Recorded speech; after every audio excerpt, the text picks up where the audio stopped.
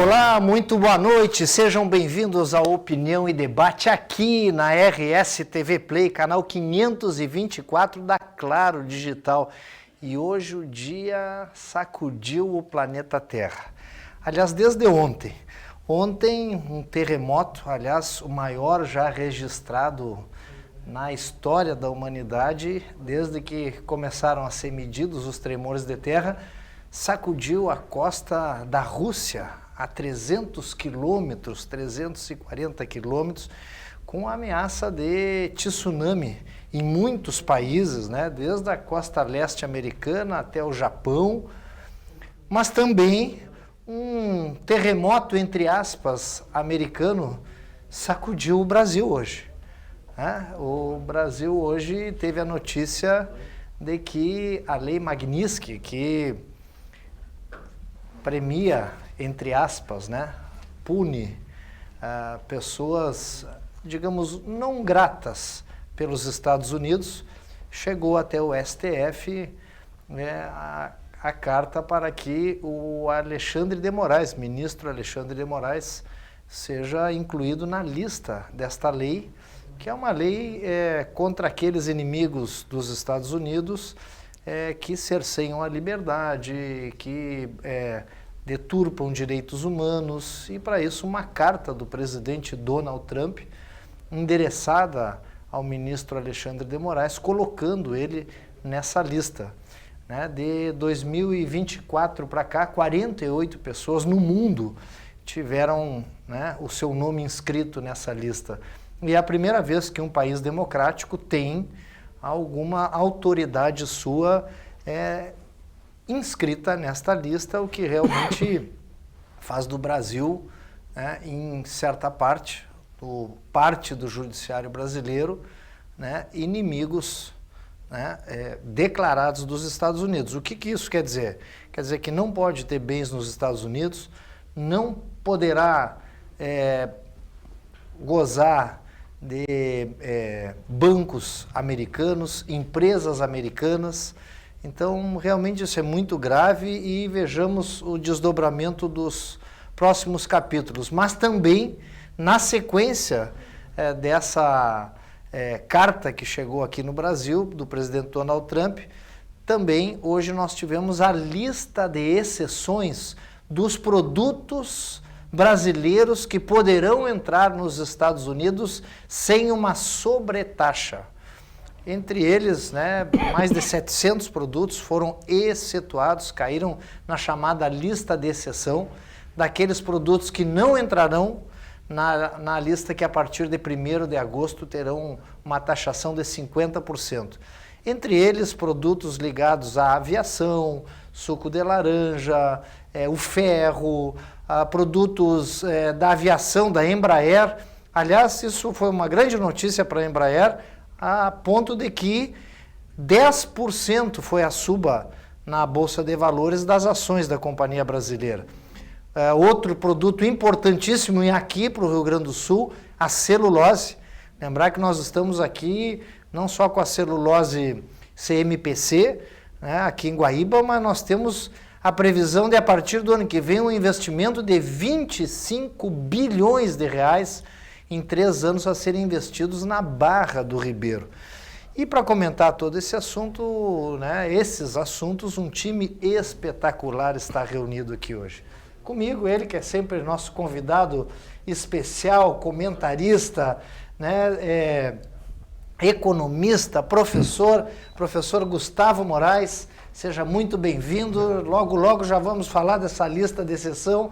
Também aqui o presidente do Sindiconta, ele que é outro que está sempre de olho nos números, E como não pode deixar de ser, a gente fala do mundo, do Brasil, mas temos que estar sempre com os pés no Rio Grande e na nossa Porto Alegre. Para isso, Coronel Douglas, subcomandante-geral da Brigada Militar, vem para nos falar hoje sobre as ações da Brigada Militar, da Polícia de modo geral, da segurança do Estado de modo geral, e que vem atingindo números espetaculares, A segurança no Rio Grande do Sul vem se destacando, talvez uma das áreas do governo que mais se destaque Nós vamos falar um pouco disso, como é que isso está acontecendo aqui, os bravos, heróicos homens e mulheres da Brigada Militar, com o nosso subcomandante-geral da Brigada Militar.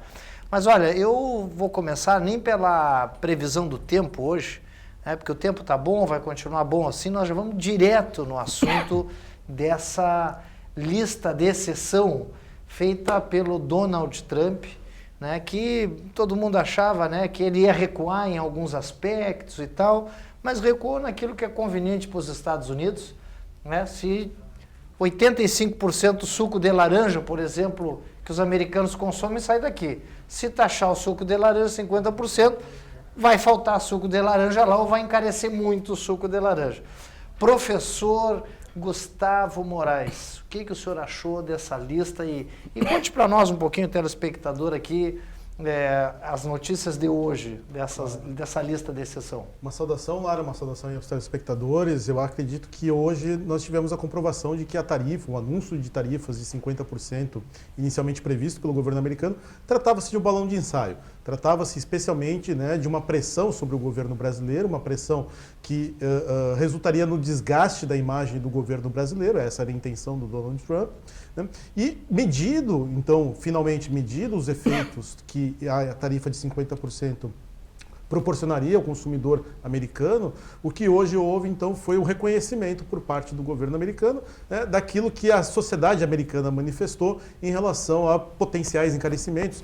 Inclusive, o suco de laranja afetaria grandemente, né? Suco de laranja, café e açúcar afetam o café da manhã dos norte-americanos. Isso proporciona uma inflação importante dentro dos Estados Unidos. Celulose. Hoje, celulose é usada até para roupa, né, professor? E é importante lembrar, um dos motivos pelos quais o Donald Trump se elegeu presidente, né, na sucessão do governo Biden, foi justamente a aceleração da inflação nos Estados Unidos. Os consumidores bastante insatisfeitos votaram na oposição, votaram no Donald Trump. Então, hoje o que nós temos, na verdade, é a realização, a concretização daquilo que a sociedade americana expressou nos últimos 10, 20 dias, né, daquilo que ela poderia sair prejudicada. Veja você que também os minérios estão contemplados dentro dessa... Ferro, né? Ferro aço, eu acho que ele ainda não... O aço dificilmente... Eu não consegui ler ainda, mas o aço faz uma concorrência para o aço deles lá. Inclusive, o aço é um tema sensível ao governo Donald Trump. Ele falava em comícios, veja você, em comícios eleitorais ele citava o aço brasileiro como um aço protegido, né, com uma concorrência desleal com o aço americano.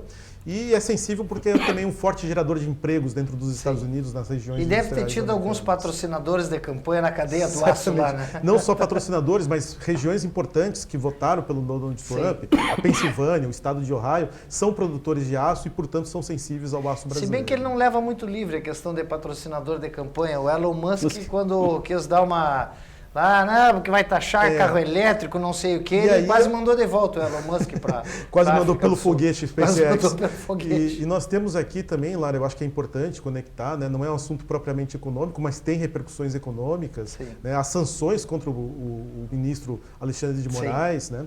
Se de um lado o Donald Trump arrefece as tarifas em vários produtos brasileiros, por outro lado ele aumenta a pressão sobre o governo brasileiro com as sanções do Alexandre de Moraes. Então o que a gente vai ter aqui é uma dificuldade que vai permanecer em termos de negociação. Não, e uma coisa interessante, nessas sanções do Alexandre de Moraes, primeiro, ele coloca que está em risco a segurança dos Estados Unidos, porque o Brasil, né, em outras palavras, o Brasil está se aliando a países que são hostis aos Estados Unidos. Né? Mas também, lá no final, né, ele coloca que também o próprio juiz Alexandre de Moraes vem perseguindo empresas americanas, notificando e tal, como nunca visto, e perseguindo politicamente, aí sim, né, coloca lá no terceiro item, perseguição política, não só ao Bolsonaro, mas também a pessoas que não são da sua matriz econômica. Foi um ponto de vista política, que nós já né? externamos aqui em outra oportunidade, né, Lara, que de fato o governo brasileiro, ao se aliar aos países BRICS, e especialmente querer ter um processo de liderança dentro dos países BRICS, propondo uma moeda alternativa ao dólar, entre outras coisas, isso é bastante sensível aos Estados Unidos, porque os Estados Unidos dependem, a força do dólar depende do dólar ser usado no comércio exterior. Cara, se ameaçar o dólar, já está contra eles. Né? Então você tem aqui uma situação na qual, eu acho que é importante destacar isso, né, Lara? os governos não vão resolver essa situação de tarifação. Sim. Na verdade, quem está resolvendo, e o decreto de hoje um pouco mostra isso, quem está resolvendo são as lideranças empresariais. O diálogo está acontecendo entre lideranças empresariais e menos entre governos. É aquela máxima, né? Quando o governo não atrapalha, já faz uma grande coisa, né? Presidente João Custódio, e aí, presidente, o que vocês... O bom desse tema, então, de estar presente no programa ao vivo, é que as coisas mudam, durante o dia já muda muita coisa, Exato. né? O tarifaço era para começar agora dia 1º, mudou para o dia 6, já teve uma mudança de data. Estendeu mais. Era 50%, já baixou para 40%, e teve essa lista agora incluída, que até aço, alguns produtos primários de ferro e aço também entraram nessa lista. Café não entrou. Alguns então, de frutas, somente laranja, tinha uma expectativa também que... frutas nenhuma, só laranja. Só laranja, porque até estava o pessoal que tem muita exportação de manga também para os Estados Unidos. Sim. As mangas estão no pé, estão na colheita agora. Sim. E não sabe se vão poder colher ou não, né? A princípio não, né? E o pior é que os concorrentes da manga brasileira é justamente a sazonalidade dos concorrentes e é justamente a nossa safra. Então, ou vende agora até novembro, ou não vai ter manga para vender depois. Ou a manga vai ficar para o mercado interno, barateando o mercado interno. Nossa. Não tem, não, mas eles falaram que não tem. Não tem nem mercado interno para essa manga, que se vai ter que apodrecer na árvore lá mesmo. Não, porque aí não vale a pena colher para o mercado interno, não se paga. Não se paga. Então, acho que é importante isso. E essas questões econômicas do Brasil e Estados Unidos não começam de hoje, né? Quem assiste um pouco, gosta de assistir série, tem a série do Yellowstone. Sim. Tu assistisse? Sim, claro, muito bom. Tem um episódio de Yellowstone que o Kevin Costner, lá, o personagem John, reclama do preço do gado no Brasil. Já aqui na série já tem plantão. Essas demandas também, apelos do agro nos Estados Unidos contra os produtos brasileiros, já vem de tempo, inclusive... O importante é dizer que verdade seja dita. A pecuária brasileira não recebe nenhum subsídio, diferente da pecuária deles lá que está acostumado a receber subsídio. Tinha uma época que eles plantavam grama para campo de golfe e recebiam subsídio, não precisavam nem criar nada. Então eles também estão meio mal acostumados e nós aqui produzindo nesse frio, com essa chuvarada, com esse tempo, em cima do lombo do cavalo e sem subsídio, porque não tem subsídio. E no inverno aqui o pasto queima tudo, né? Aqui no sul ainda queima tudo. Mas, presidente, nós já voltamos com o senhor, nós vamos falar um pouquinho para nós, aproveitando um pouco de cada coisa, né? Estados Unidos, enfim, Trump, mas a segurança pública no Rio Grande do Sul, e está aqui conosco o Coronel Douglas, que ele é o subcomandante geral da Brigada Militar. Coronel, muito obrigado aí pela sua presença. Eu sei que o senhor é muito requisitado aí toda a capital, não é mole, né? Eu tive muitos amigos aqui da Brigada Militar na capital, pagando incêndio literalmente de hora em hora, né? De hora em hora, mas assim, é reconhecido, é propagado que nos últimos anos a criminalidade no Rio Grande do Sul vem baixando, vem diminuindo muito.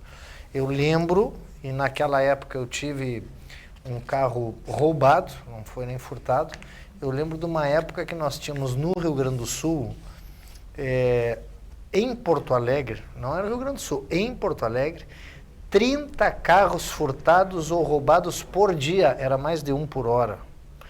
Eu me lembro na época lá, não vou dizer o nome do governo, mas eu era secretário de Estado, me roubaram uma caminhonete, eu estava indo para o desfile do dia 20 de setembro com as pilchas dentro, com tudo, e eu corri atrás, consegui outro carro, corri atrás dos caras e não teve jeito. Bom, isso praticamente, se a gente contar isso como é que era, hoje nem se compara. Claro que ainda tem roubo, tem furto, mas desarticularam essas quadrilhas, né? Teve um trabalho muito forte. Bom, crimes violentos, né? Latrocínios também, um outro índice que caiu muito.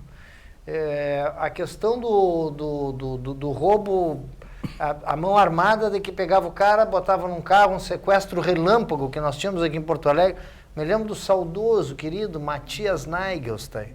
Entrou na caminhonete dele, os caras renderam ele, levaram até um cartão eletrônico, pegaram até um caixa eletrônico para sacar dinheiro. Isso é uma coisa que nós não estamos vendo aqui, né? O que a brigada, como é que vocês estão conseguindo? Eu sei que não é só a brigada, mas a brigada é quem está na linha de frente.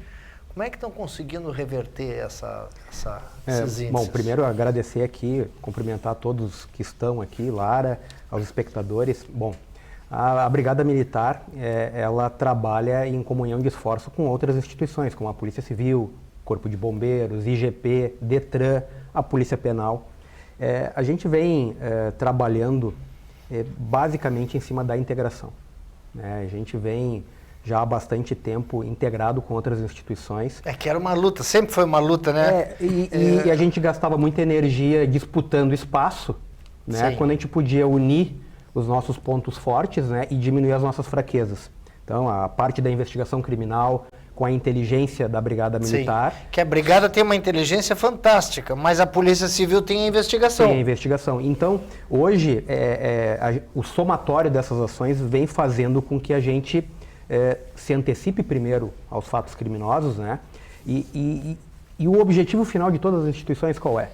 É deixar o nosso estado cada vez mais seguro, né?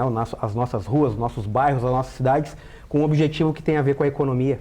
Sim. Né? Porque um local que não tem segurança com certeza é o alicerce para construir uma fábrica, para diminuir o custo na segurança do próprio estabelecimento. Para as pessoas virem morar e gastar. Exatamente, para que nós tenhamos empreendimentos. Então, hoje a gente sim comemora, né, na série histórica, desde que a gente teve uma metodologia adequada para medir e aferir as estatísticas criminais, hoje a gente vem, né, vencendo isso ano a ano. O ano de 24 foi o ano onde nós tivemos as quedas, né, de indicadores criminais, as melhores na série histórica, numa série de 10 anos. O primeiro semestre do ano de 25 já supera o primeiro semestre do ano de 24. E lembrem que nós tínhamos maio e junho, onde nós ficamos aqui, por exemplo, a capital, embaixo da água. Não, não havia crime. Literalmente ilhada. Ilhada, né? E aqui eu venho aqui na qualidade trazendo alguma palavra do comando da instituição. Eu sou o 190 de todas as regiões do estado. Nós temos 21 regiões de polícia ostensiva que se integram com a Polícia Civil. E nós trabalhamos assim nas regiões integradas de segurança pública, fazendo um trabalho forte na prevenção, fazendo um trabalho para se antecipar o fato criminoso com as ações de inteligência e enfrentando cada tipo de delito com base nas evidências. Hoje não é na base do achismo. Nós trabalhamos muito com as evidências que a estatística criminal nos traz para a gente colocar, por exemplo, um policial num determinado bairro, numa determinada hora. Aqueles pontos de calor, sabe ali o horário, o local, né? E as reuniões de governança, né? Onde, por exemplo, toda semana a cúpula da segurança pública se reúne com o secretário. Nas regiões acabam acontecendo as mesmas coisas. O coronel responsável pelo policiamento ostensivo, o delegado regional, o Corpo de Bombeiros, a SUSEP, o IGP se reúnem nas regiões. Porque sente o pulsar da coisa. Exato. Né? Semanalmente eles se reúnem. E nós temos uma reunião mensal, que é com o governador do estado, onde lá, né, a gente tem vamos dizer assim, um panorama do estado como um todo, e ali a gente pode ver aquela região que está precisando de uma ajuda, aquela região que serve de modelo a ser seguida, também ali é apresentado. Então, é um somatório de ações, né? Não dá para atribuir a uma instituição ou outra. Óbvio que a Brigada Militar ela é a ponta da lança nesse enfrentamento. Quem está mais na linha de frente é quem está mais presente. Mas eu vejo assim, eu não sei de estatística desses pequenos furtos, aí não é nem roubo. A gente nota que diminuiu a violência, assalto à mão armada, sequestro, que é a grande coisa porque é o crime contra a pessoa. Mas a gente nota também que pequenos furtos, não sei se é em função do crack, da droga, o que é. Por exemplo, ontem nós tivemos, eu tive amigos meus, conhecidos, né, que tiveram seu carro, vidro quebrado para roubar o que tem dentro do carro. Isso parece aquele tipo de assalto de droga, do pequeno, ali na Avenida Nilo Peçanha. Naquele momento eles ligaram para o 190 E na tarde de ontem aconteceram 5 furtos desse tipo ali. Então a gente vê o seguinte, ó, não é sequestro, o cara não está andando armado, porque não é, mas é o vagabundo, né, é aquele lá que parece que vai roubar alguma coisa que tem ali para poder, o crack, eu não sei. Vamos lá, tudo tem a ver com o que a gente está falando aqui da economia. Sim. Né? Vamos lá, vou pegar o roubo a banco. Tá. Né? O roubo a banco praticamente foi extinto no nosso estado. Sim. Né? Lembram aí, 2017, tiveram que se mudar. 2018, né? Explosões de banco, pessoas de mão dada na frente do banco. Bom, na série histórica dos roubos a bancos, nós tivemos uma diminuição de eventos em agência bancária, uma redução de 90%. 90%, nossa, imagina. 90%. A gente nem ouve falar aqui. Nós chegávamos a ter uma capa de jornal com roubo a banco por semana. Não, e eu acho que os últimos dois ou três que tiveram aqui no interior, os caras não conseguiram sair. Não. Pegaram eles lá mesmo. O último, que foi o mais notório, foi o roubo ao avião pagador na cidade de Caxias, no dia 19 de junho, pós as enchentes. Esse foi efetivamente a última ação dentro do estado. E hoje todos estão presos. Mas que foram buscar os caras. Todos foram. Então, e as ações, né, do Poder Judiciário nesse delito que é, para mim, talvez o ato de violência máxima, né, dos assaltos, dos roubos. Até porque ali se tiver enfrentamento é com coisa pesada. Exatamente. Né? Então, mas ao mesmo tempo, o que aumentou no setor bancário? Esse tipo de furto, de arrombamento. Pequenos delitos. E normalmente, nas regiões, na região metropolitana, capital, região metropolitana, Vale do Rio dos Sinos, parte do Delta. Por quê? A questão dos moradores de rua. Sim. Tá? E tudo que envolve... E aí, o crack, né? E aí nós temos que né, ir para um outro lado. Não é tanto só crime, né? Nós temos aí um problema social. Sim. Que a gente tem que resolver. A questão da droga, né, quando a gente teve praticamente a descriminalização das 40 gramas de droga, bom, aí... essa mensagem legislativa que foi dada, ela teve um efeito na rua. Só para os senhores terem dados aqui, né? O ano de 24 nós apreendemos das ruas 14 toneladas de droga. Só em 6 meses desse ano, a Brigada Militar já tirou das ruas 23 toneladas de droga. Ah, sim, porque os caras acham, não, até pouca coisa eu posso levar, não tem problema. Aqueceu o mercado. Foi essa mensagem que a mudança da legislação trouxe. Mal comparando aquilo que aconteceu lá na Califórnia, que até $900 o cara roubava e não ia preso. Os caras estavam tudo roubando, né? E é a segunda mudança no quesito. A droga está ligada em todos os grandes crimes, tá? Em todo mundo, não só aqui. Sim. Então, essa mudança legislativa nós tivemos lá em 2006. Sim. Quando a gente transformou o usuário em que figura? Uma pessoa que está doente. É uma vítima, né? Era uma vítima. E até lá, quem usava droga, ele se escondia, né? Sim. Hoje, de 2006 para cá, ele não se esconde mais. Entendi. Então, essas mudanças legislativas alteram o preço da segurança para todos nós. O seguro do nosso carro, o condomínio, enfim.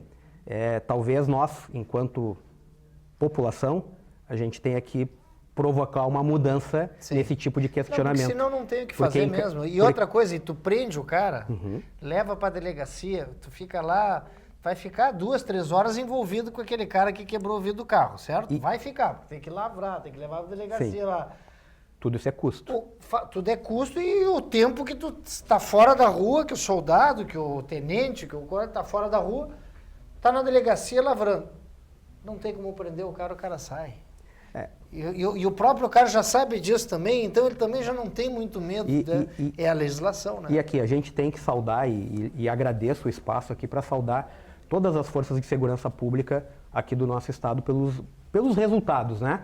Tem muito caminho ainda para melhorar, mas os resultados são muito bons, né? Mas tem coisas que não cabe às forças públicas do estado. Sim. As nossas fronteiras, elas são muito abertas. São muito abertas e não é papel das forças estaduais cuidar das fronteiras. Sim.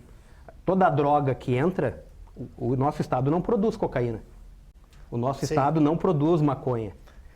As armas encontradas pesadas com os marginais não são brasileiras. Eu participei da CPI da Segurança Pública, a uma certa época na Assembleia, a cocaína no Rio Grande do Sul, toneladas, 2, 3 toneladas por mês, vinham do Paraguai, por aviões. Os caras jogavam tarros de leite, professor, tarros de leite, os aviões largavam tarros de leite vindas do Paraguai.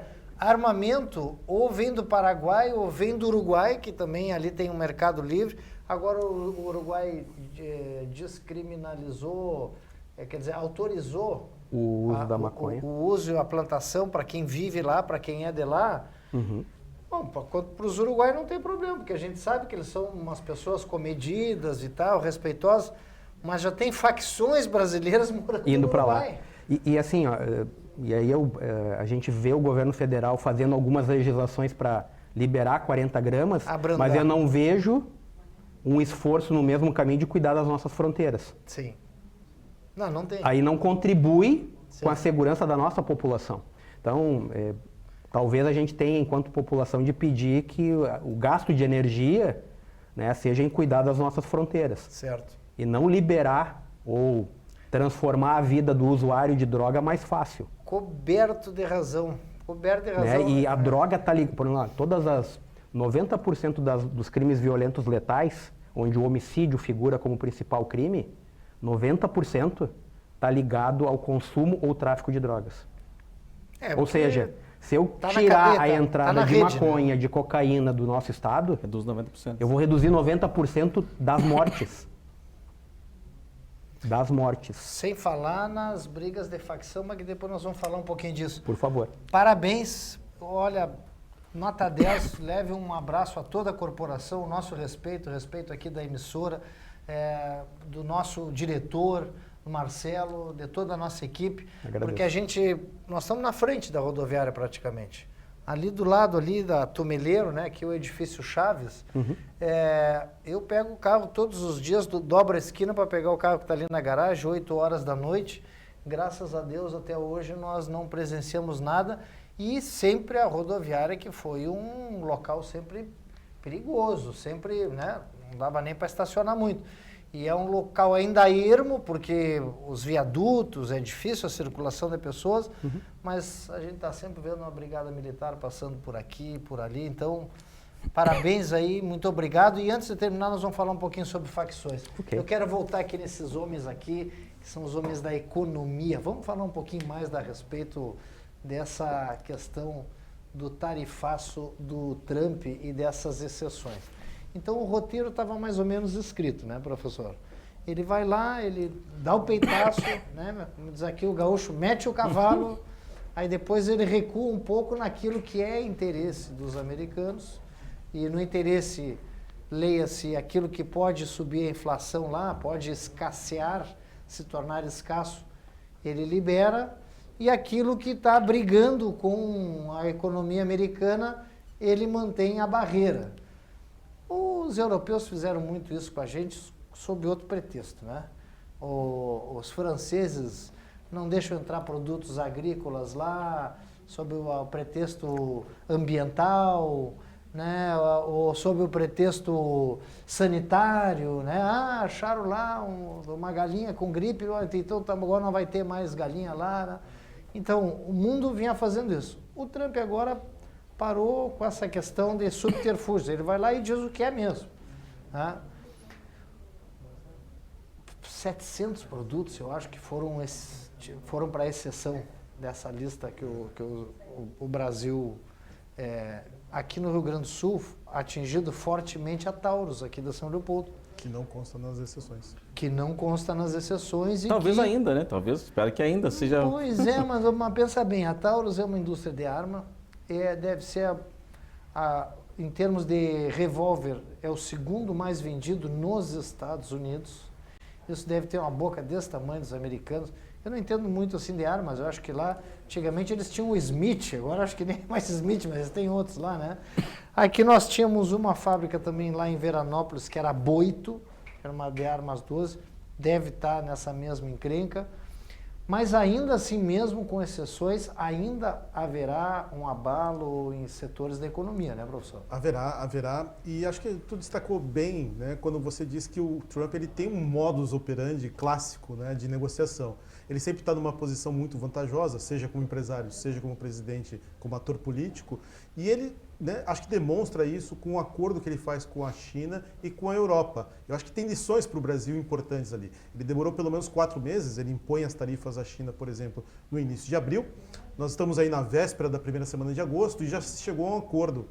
Com a União Europeia, idem, ele colocou as tarifas no início de abril e ainda no final de semana passado chegou-se a um acordo. E veja que acordo, né? Ele comemorou bastante, com justa razão, porque os produtos europeus, ao ingressarem nos Estados Unidos, pagarão tarifa de 15%. E os produtos americanos, ao ingressarem no mercado europeu, pagarão nenhuma tarifa.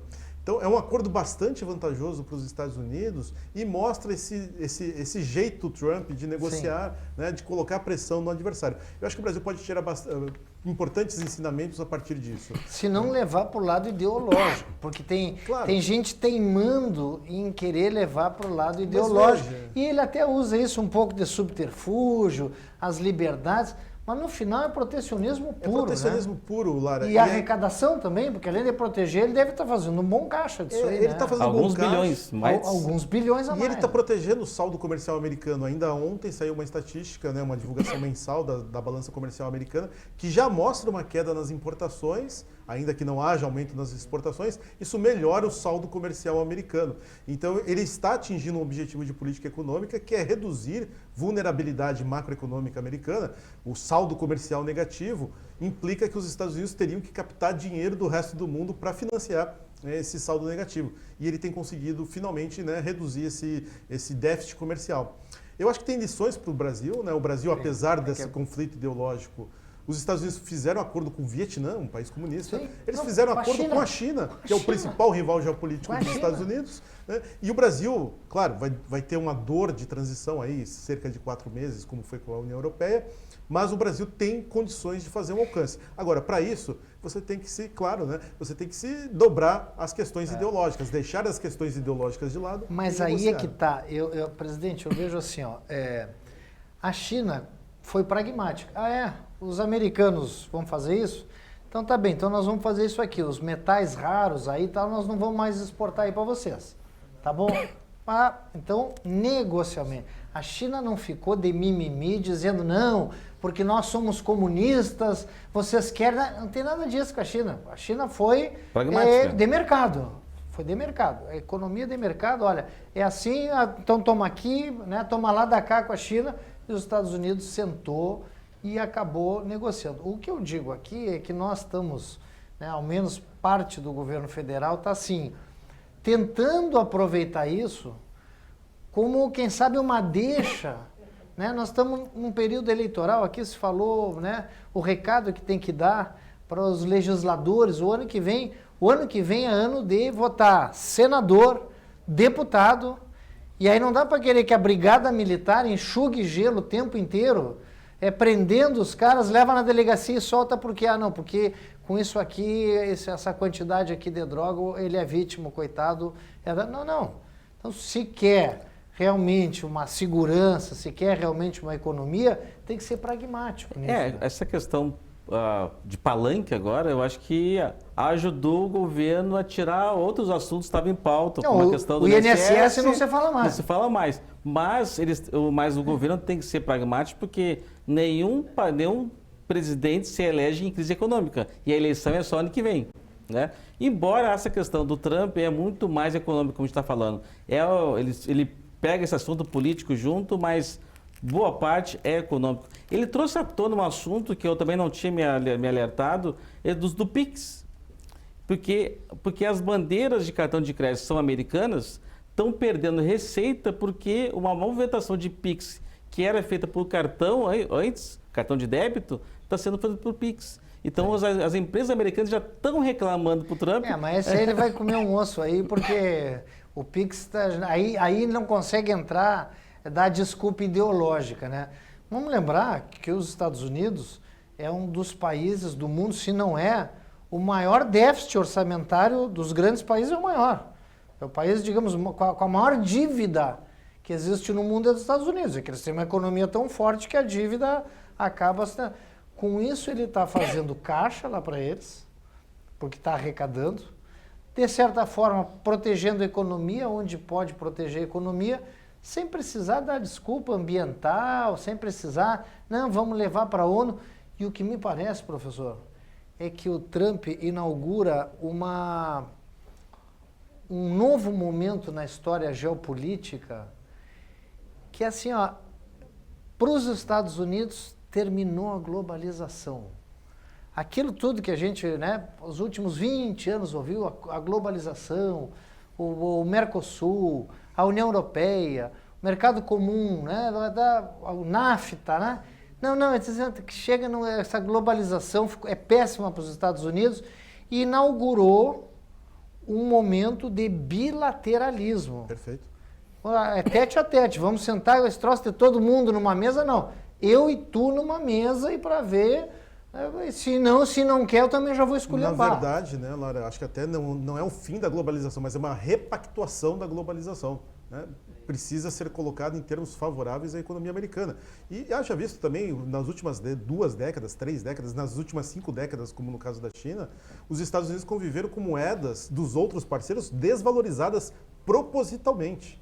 Então, já existia, né, uma competição desleal. Não, e eu digo assim, ó, a globalização, a gente vê aquelas grandes mesas, todo mundo tentando fazer pacto, e aí o pacto ambiental, e o pacto econômico, e o pacto social, ele nem vai mais nessas reuniões, né?